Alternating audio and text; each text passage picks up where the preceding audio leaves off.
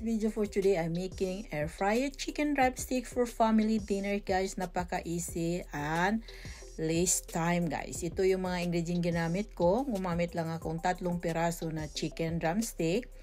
At nag-additional lang akong oil. Ano lang natin, brush lang natin, guys. Yung i-marinate lang yung oil natin sa chicken drumstick. Tapos nag-additional lang akong mga spices, salt, pepper, garlic powder, paprika powder, and chili powder. Para medyo naman maanghang and it tastes yummy and delicious. Pero yung chili powder, guys, optional lang yan.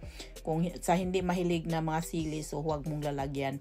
Tama-tama lang yung mayroon kayong pepper powder or salt, okay na yan, guys. Pero mayroon naman akong mga spices sa bahay, ginamit ko na yung mga spice na para masarap naman lulutuin natin yung air fryer chicken drumstick. And then isi-set aside lang natin na to within 30 minutes, guys, para ma-absorb yung mga spices natin ginagamit para malasa naman ang ating air fryer drumstick.